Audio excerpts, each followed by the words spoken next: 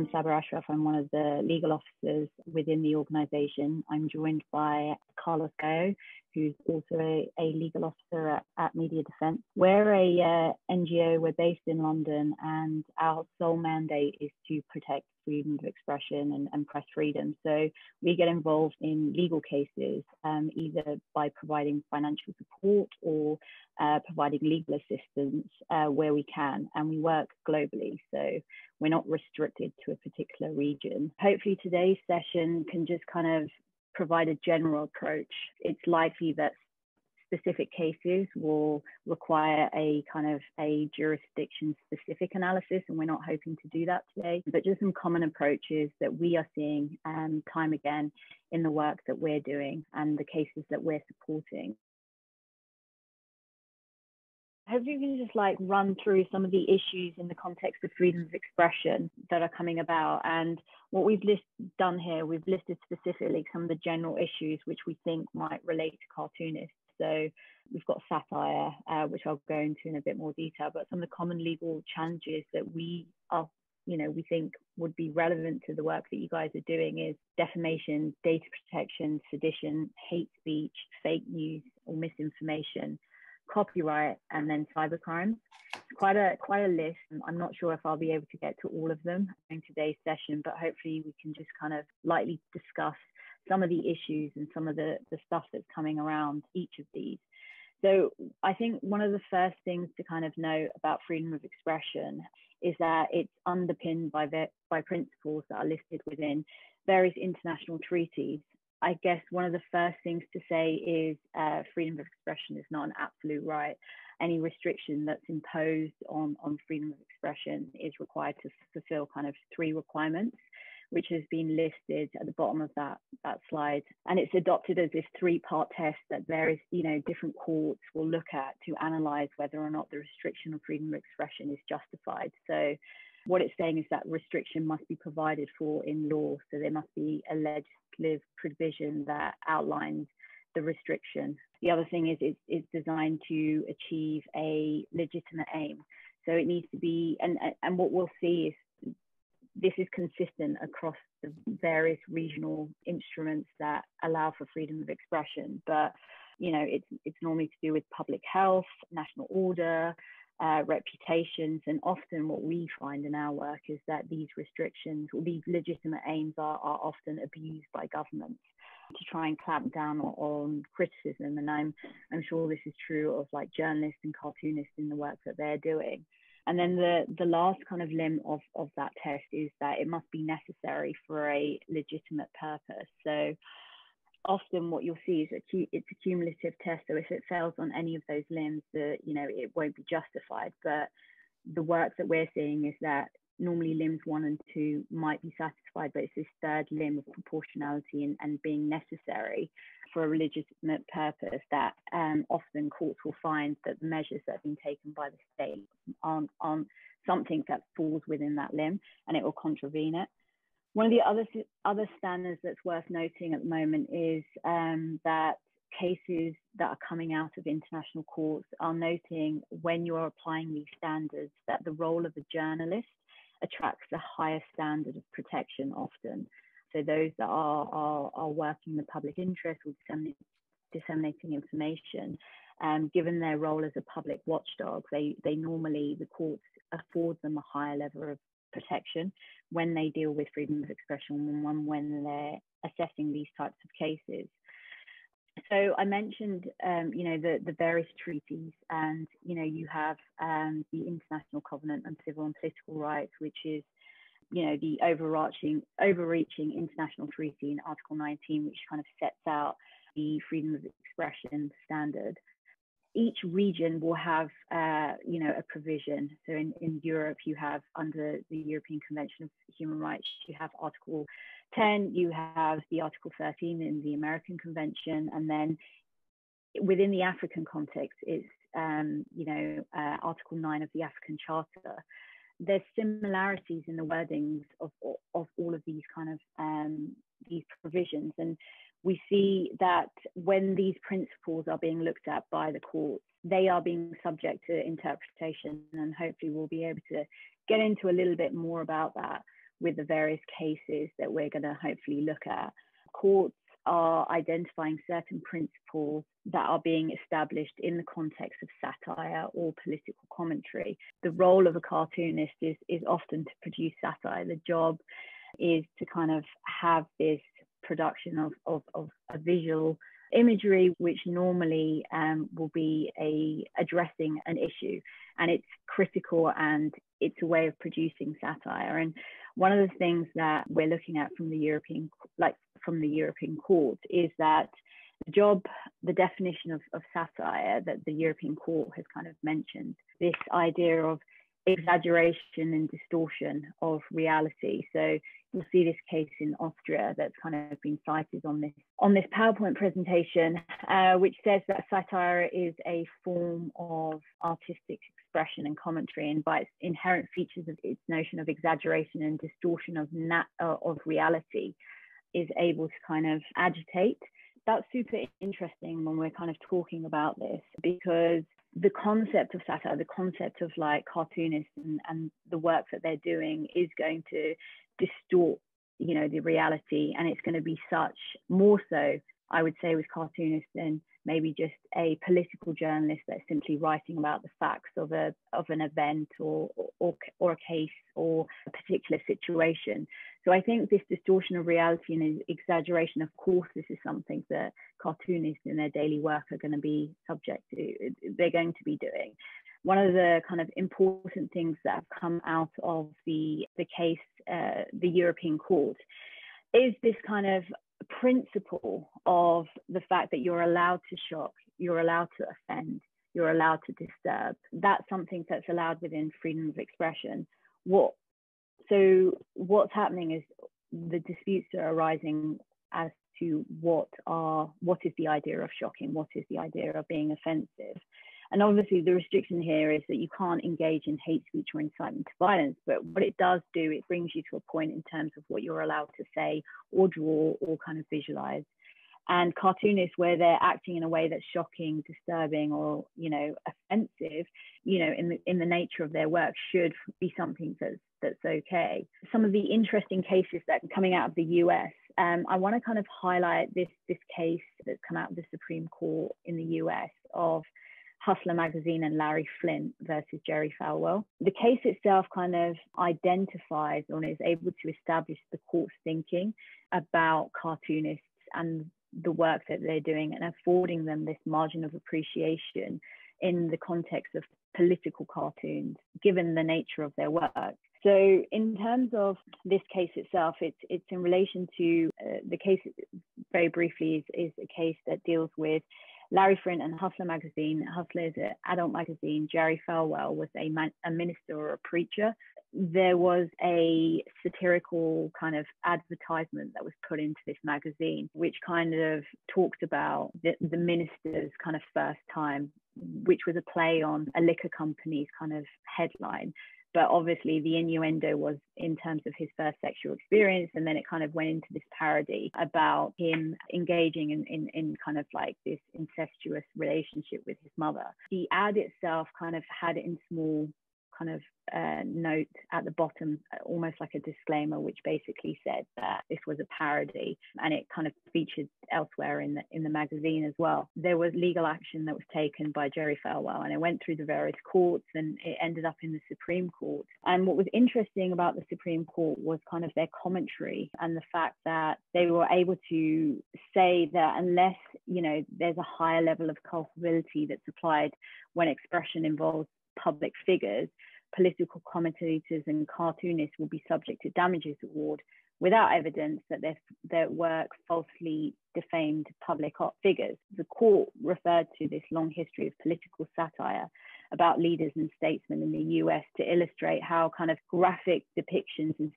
satirical cartoons have played a prominent role in public and political debate. So I think what's clear by the Supreme Court was this emphasis and this very clear protection that they were affording under the First Amendment, which is a similar kind of similar to kind of the African Charter, similar to the other treaties in terms of the freedom of expression provision within the US. And it was, in particular, it was saying like, the very nature of cartoonists and the work that they do is providing these caricature of people, and public officials, if you're not able to give that margin of appreciation to them, their work is going to be severely impacted. So I think that case was an interesting one to kind of see what was coming out of what are the courts thinking when they're looking at these various kind of disputes around shocking, offensive, disturbing, and what can kind of be put into, something that's satirical, that's the very nature of like work of journalists or cartoonists in kind of disseminating information that may be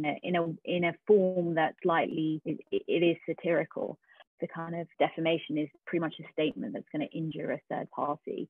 And you have obviously oral defamation, which is slander, and then you have the written form, which is libel. These provisions across like various jurisdictions can be criminal or civil. Often, in terms of trying to prove defamation, you have to kind of, there are various kind of key elements that you need to be able to prove through the courts in order to prove defamation. And one is this concept of a statement of fact. It needs to be a published kind of statement. If you're looking at libel, it's a statement that's going to cause injury, normally through reputation. The statement needs to, whether that statement is false, and whether that statement is subject to privilege. So there's a number of defenses with defamation, and one is that of the, it being the state truth. There's a lot of discussions that are being had between, what is an opinion, what is truth, what is fact, and the courts are looking at all of this when they're kind of deciding on defamation cases. One of the things to kind of point out at the outset,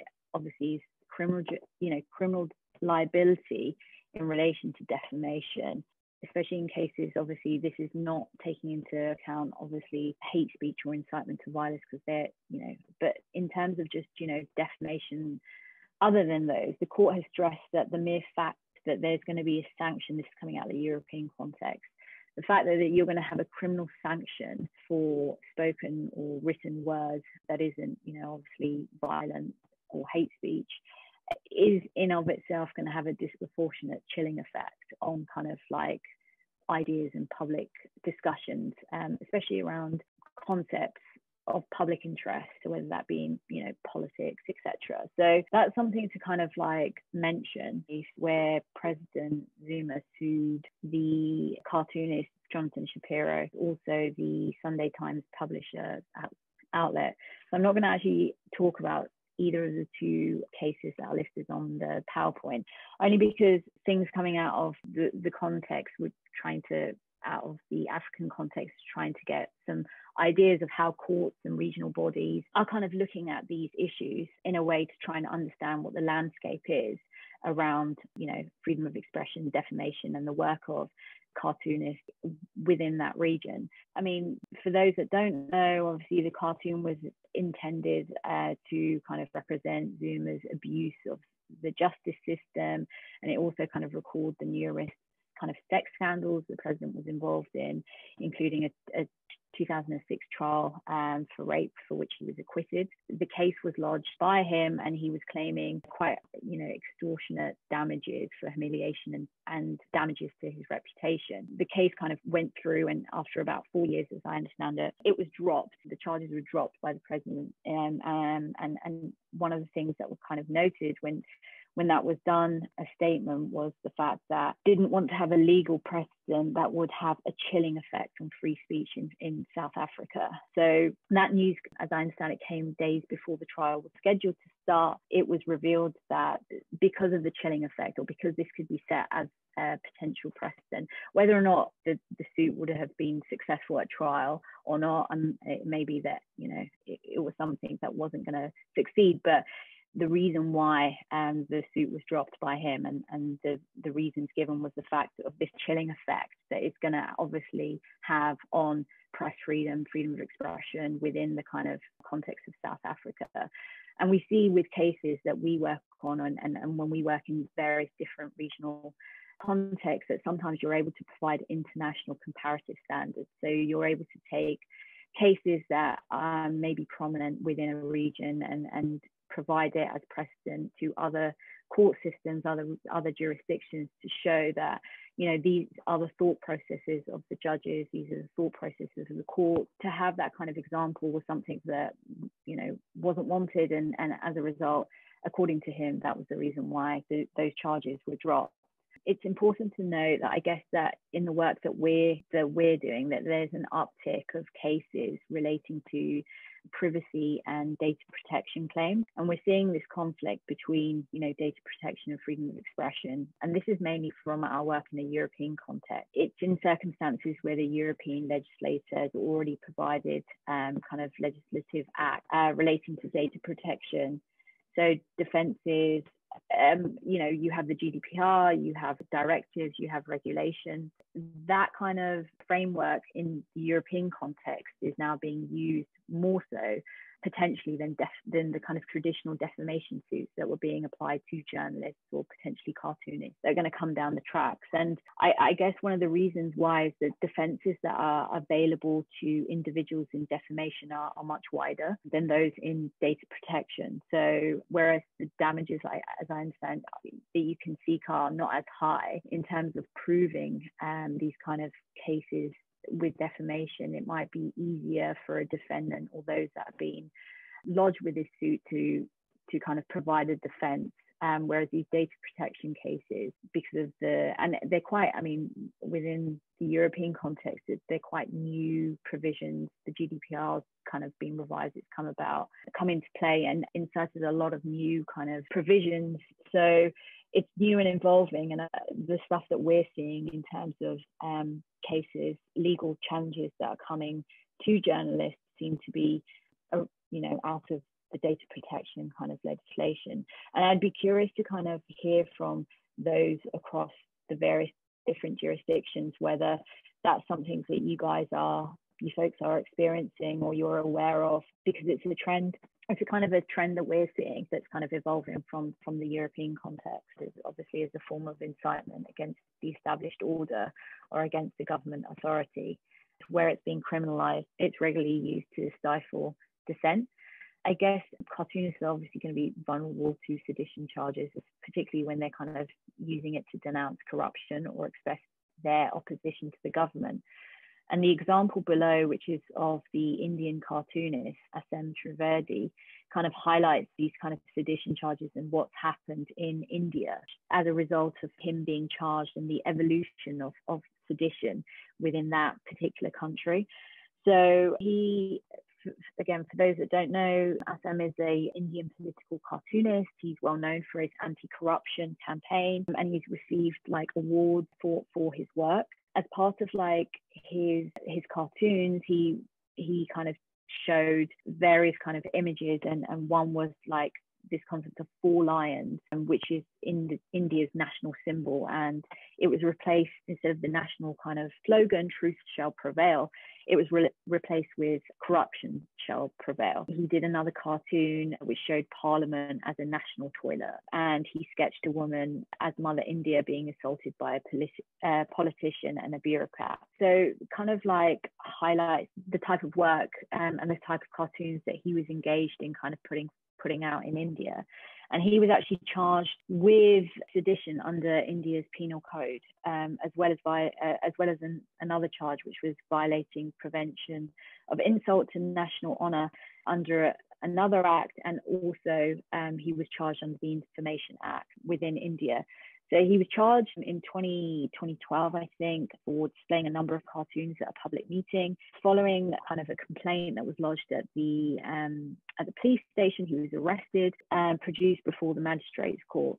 He decided that he refused to accept bail until the sedition charge was dropped.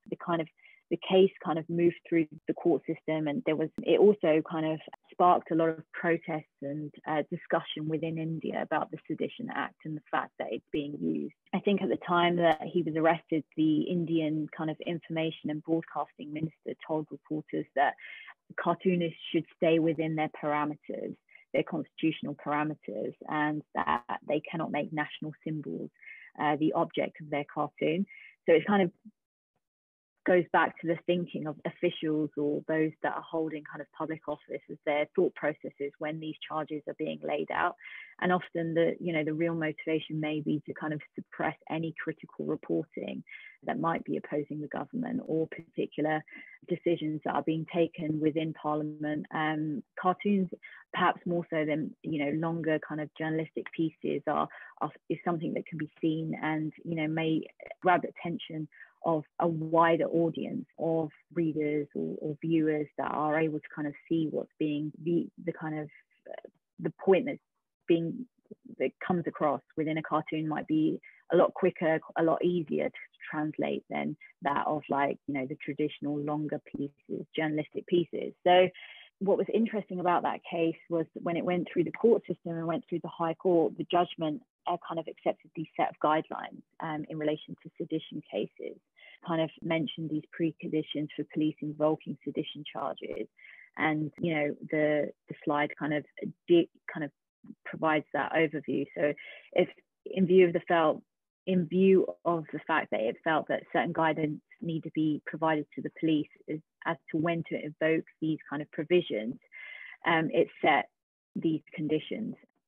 Things like words, signs, or representations against politicians or public servants by themselves do not fall within the category for sedition, was something that was kind of reverberated within the judgment.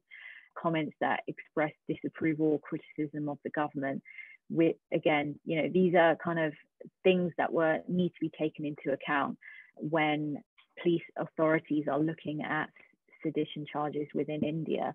I think going down the tracks, the provision was, there was, I think the sedition charges, the Sedition Act, there was all that particular provision. There was amendments that were made, and then the use of these guidelines were very instrumental, and his case was very instrumental in kind of establishing this, especially in relation to sedition. And Saba, I just wanted to say that the crime of sedition is relevant not everywhere, but in some parts of Africa it's still relevant. Not everywhere. So it's not only an Asia thing, but parts of Africa are still applying these crimes. But in a comparative way, I think all the crimes that are used to try and stifle expression are crimes such as insult of the president or of the office of the president, insult of the prime minister, that are used in some countries to stop journalists or cartoonists from reporting or criticizing authorities. So we can draw some parallels from these sedition cases in a defense of insults to the president or to the office of the president that we see coming up from time to time in Africa and some parts of Asia as well. Yeah, for sure, definitely. And I think that's one of the things that we're seeing, and we'll see this in cybercrime legislation as well, which we'll get to in a few moments. But the fact that there's a lot of parallels in terms of the provisions and the way in which these provisions are written are similar across jurisdictions. So yeah, what Carlos said, definitely, I think it might be very relevant in the context of various jurisdictions in Africa. Things about hate speech is there's no kind of international legal definition of what constitutes to be hate speech. But generally speaking, obviously, it's forms of communication that seek to kind of promote or justify hatred or violence or discrimination against a person or a group of individuals based on various factors such as their religion or their ethnicity, nationality, race, etc. And the purpose is to be divisive or to cause instability. So hate speech regulations vary significantly depending on the jurisdiction, but from what we are seeing is that you need to have these clear definitions of what constitutes to be hate speech. As I mentioned, there seems to be a proliferation of kind of cybercrime legislation at the moment that is appearing across the board in different jurisdictions. And the one thing, the common thread within these provisions is the fact that they are worded in a very overbroad and vague way. And one of the things, including even just on hate speech, hurting someone's feelings, things like that are kind of captured within the legislative provision. That can be quite concerning. because without clear kind of definitions, it can be arbitrarily used by governments. It can be used to kind of stifle any critical reporting, to be honest. So there are kind of clear-cut hate speech kind of principles that you're kind of looking at. So the fact that, you know, you can't incite violence, you know, you can't look into or you can't incite, you know, child pornography, etc. But other than that, other than those kind of clear defined points within hate speech itself, if you are simply going to word legislation in a way which is very, very broad, and it could potentially just be seen to hurt someone's feelings or offend someone, and it is captured, you could be kind of legally liable within that jurisdiction. And I think, you know, going back to what I said earlier, is that it's fine to be able to shock someone, it's fine to be able to offend. That's the very nature of discussions that come about between, you know, those that work in this sphere, is to kind of have these kind of critical discussions, and often they will be shocking and potentially disturbing. Some people might find it offensive, but it's establishing that line and where that line crosses over. And the things that we're seeing is that there's no clear kind of definitions that are being given within this legislation. It's a way of, you know, states to try and stifle critical reporting of them. Fake news and misinformation, you know, these, especially in recent times, we're seeing a lot of kind of these provisions that are coming about, especially within the context of the African region, where, you know, dissemination of any kind of false information or inaccurate statement is being kind of captured by these provisions, and then there are legal proceedings. And interestingly, you know, there was a case that came out of the Zimbabwean Supreme Court, which kind of dealt with the constitutionality of a false news kind of laws within the country, and it attached to it was criminal liability, and the fact that if you were, you know, spreading false news as per the, you know, the legislation, you were subject to, I think, a prison term of years, you know, which is very onerous. And what was interesting is when it went to the Supreme Court, when the Supreme Court was looking at this,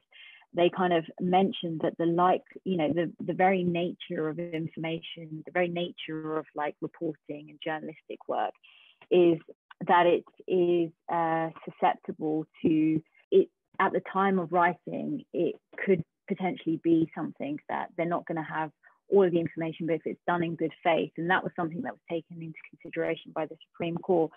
But the particular provision that was being kind of challenged, when the court kind of looked at this, they kind of mentioned, I'm just going to kind of read out the passage, because I think it kind of identifies the court's thinking about false news, and it identifies the work of journalists, the work of cartoonists, the work of those that are trying to get this information out to the public. It said, because Section 50 is concerned with likelihood rather than reality, and since the passage of time between the dates of publication and trial is irrelevant, it is, to my mind, vague, being susceptible too wide an interpretation.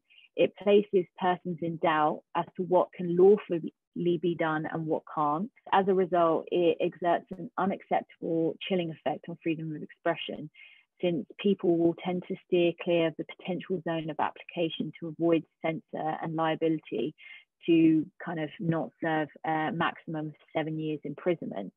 And the expression, so one of the expressions that was used within the provision was to cause fear, alarm. If the court said it's overbroad, and almost anything that is newsworthy is likely to cause some sort of danger, some sort of alarm to some degree. For example, the report, and the court gave the example, a report of a bus accident which mistakenly informs that 50 people instead of 49 passengers was killed, might fall foul of this particular provision. This kind of highlights the fact that these legislative provisions are being kind of drafted in a way which are so overly broad that you're not able to fully understand what falls within the parameters of that. And as a result, states and authorities are misusing them.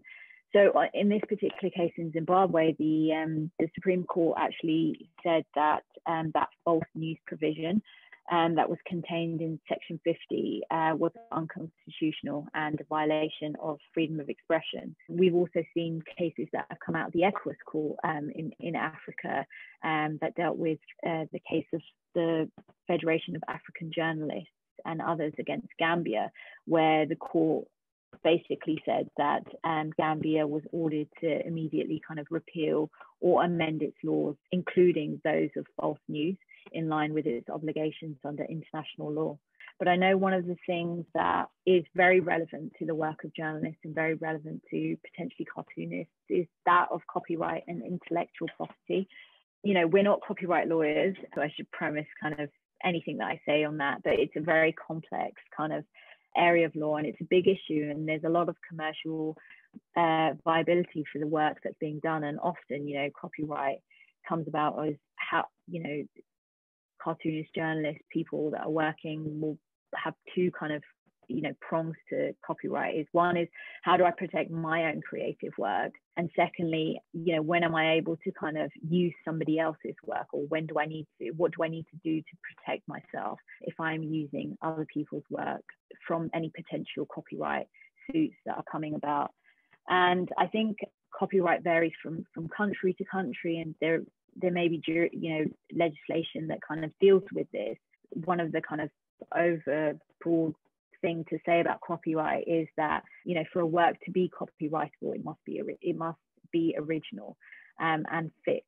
So any original work, it may be that you want to be able to use the provisions or the kind of mechanisms that are within your jurisdiction. So if it's a potential for you to kind of register with some sort of body to say that this work should be subject to copyright. In the US, this might be, you know, the Copyright Office. In your various jurisdictions, you may have a similar kind of mechanism that's available to you.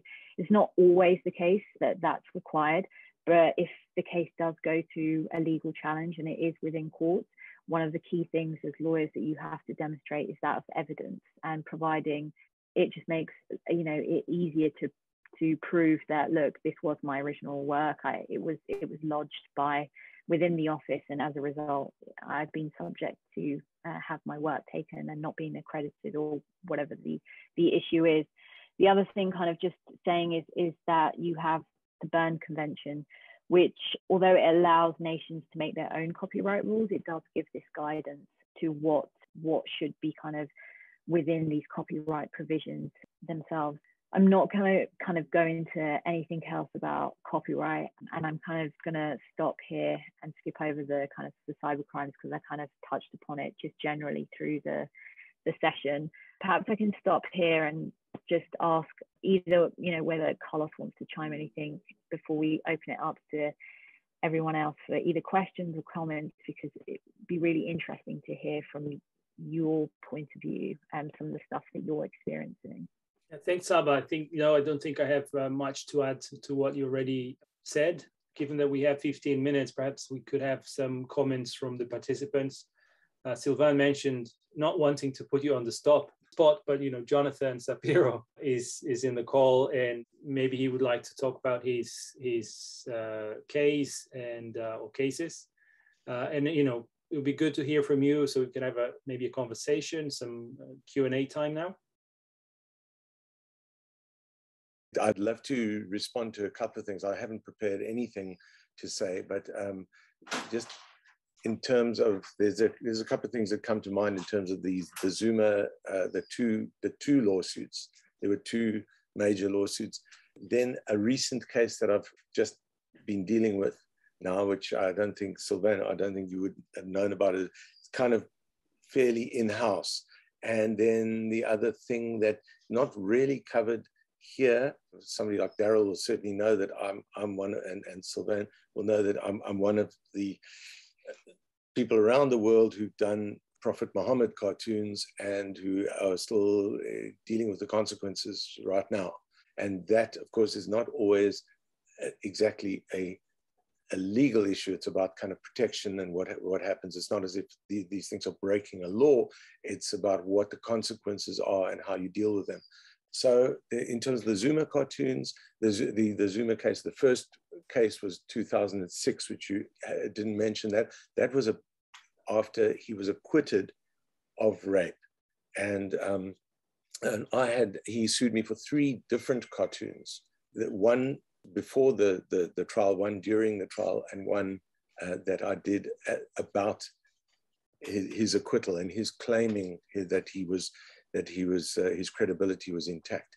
And they were one of them I thought was a very lightweight cartoon. The other 2 were quite savage, but certainly within the law. And that case went on for 6 years. And then he dropped that case after he dropped the other one. The other one, that one he sued me initially for 15 million South African rands, which was the equivalent of about $2 million US, which is a ridiculous amount. And I don't know if he even thought that it could succeed. But the second time he sued me with just the one cartoon, the Lady Justice, Rape of Justice. And that one was by far the more important case. And it went on for 4 years. And that's the one that nearly did actually get to court. I mean, it literally within 24 hours of it going to court, it got dropped.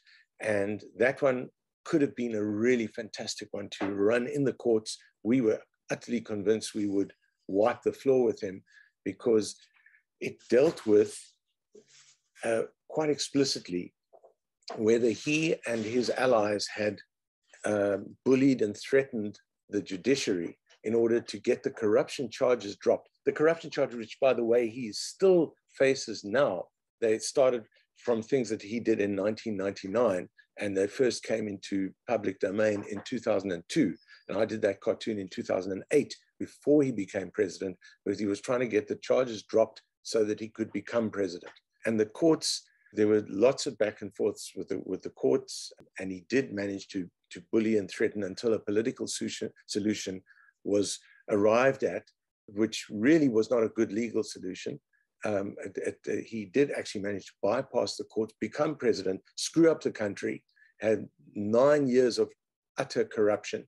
Not that corruption wasn't there already, but he and his cohorts really pushed it down that road. So the cartoon was taken to the Human Rights Commission. They vindicated me, but then he tried to sue me for those 4 years, dropped that case. The Chilling Effect, that was really spin put out by his spin doctor after they tried every legal means to actually get me and the newspaper into the courtroom. So that was really, it was utterly spin, trying to claim some sort of victory out of defeat.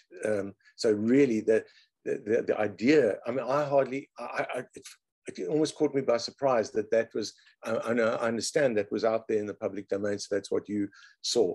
But that was bullshit. That was absolute bullshit. There was no question. They were not interested in not having a chilling effect. That's what they had been trying to do for 6 years in the one case and 4 years in the other. So that's some of the things around that one. The Prophet Muhammad stuff, of course, you know, we've seen so many cartoonists around the world who've done these things, and the legal systems don't seem to know what to do. Or I got protection to an extent from our police force here, even during a time when they were, you know, they were under the thumb of people who really hated me. So there was a degree of kind of separation of, you know, and they kind of have, but there's a just, you may be interested that there are 2 young guys who've been held in prison now for, I think, 5 years, because they targeted me for assassination. We're working with an operative in Kenya when I was actually about to go to Kenya. And they wanted to assassinate me. Now their trial is being held up, and that to me is also a travesty of justice. We're actually considering figuring out how to kind of go and see them, because no matter that they wanted to assassinate me, they're just basically being held without having a trial. They were very young, and they wanted to go and join ISIS, and then they targeted me. So it's quite fascinating how the legal systems sort of intertwine with these other things, because now I think they're getting the short end of the stick, strangely. So that's just anyway. That case is still running. They're named that it's Tulsi. If you THULSIE. If anyone, the Tulsi twins, they're being held in Johannesburg. And then the third thing I thought you might be interested in is I've just been taken to the legal. The ombudsman for the news, the sort of arbiter of what is okay to publish and what isn't okay for the South African National Editors Forum. And we lost that case. And I've been, with all these high, I've had a number of cases, very, very highly charged and very politically tough. And we've actually managed to outride all of them and to get through them and for them to drop the charges. And we've just basically stared them down. And this case is much less charged, but we actually lost this case and we lost it on appeal. And if we kept on pushing, there might have been a lawsuit and we may have lost the lawsuit. The instance is the health minister, totally corrupt, who's now had to step down. His family and he and two other families have been benefiting massively from COVID funds. Can you believe the health minister, COVID funds that were meant to go to towards fighting the pandemic. And I named his daughter and a number of other people because his daughter had been linked in an article. And it turned out that of all the people that I named and caricatured, she was the one where there couldn't be a direct link found. So she took us to the ombudsman, and the ombudsman ruled against and said, I've got to redo the cartoon. The Daily Maverick, who I work for, has got to apologize. And we actually have had to do that. The fun thing was I just put his son in because his son has been directly linked. So we got a little victory out of that as well. It's like, okay, I named the wrong progeny of the guy. And we stuck it to them again, but we had to apologize. And it was interesting to me that, and also I'm putting that cartoon in my next annual. And if I put that in, she probably would have sued and possibly would have won. So anyway, that's just within the last week. So these things keep running. There's lots of stuff happening. Anyway, sorry, it's enough from me, but I hope those things are of some interest. I think your examples are, go to the very point of what I think we were trying to talk about, all these very concrete situations in which, journalists, or in your case, cartoonists, are threatened somehow. And the trouble, the harassment of having to find a lawyer, wasting time, then you're afraid of doing it again, or the cost you will have. And even if the cases, Zuma cases, they were eventually dropped, but 6 years or 4 years, worried about them, it's a tall order to go through. Yeah. The kind of the high damages that were kind of being initially claimed, and that's something that we're seeing in these kind of slap cases, and with these strategic kind of cases against public participants, and one of the tactics employed is these high damages it's not even to necessarily win the case or get a favorable outcome, but it's just to cripple the journalist or the outlet, and that they don't have the resources to be able to kind of fight off the case, and the mere threat of having to pay these out is enough for them to kind of just be like, okay, this might not be worth it. So yeah, it's so many different kind of tactics that are being employed by kind of authorities or powerful kind of influential political figures in order to suppress critical reporting. Saba mentioned the ECOWAS court earlier, another interesting judgment on freedom of expression. And these international courts are quite a useful mechanism to fight for justice. And this is pretty much what we do on a daily basis, to reach out to these international mechanisms when the domestic courts have committed an injustice or have ruled against a journalist or cartoonist. There is a possibility of then taking the case to an international court. In Africa, there are two sub-regional courts, the East Africa Court of Justice and the ECOWAS Court. So we use them, we are litigating cases there, defending journalists. And then you have the whole of Africa human rights system. So you have the African Commission on Human and People's Rights and the African Court on Human and People's Rights. And there's where we usually make the argument of the three-part test that Saba was mentioning about the restrictions on freedom of expression and the sort of standards that governments need to fulfill to restrict speech and expression. And yes, definitely these courts are useful, and we are always looking at possibilities of bringing cases to these courts in order to fight an injustice that has been committed internally.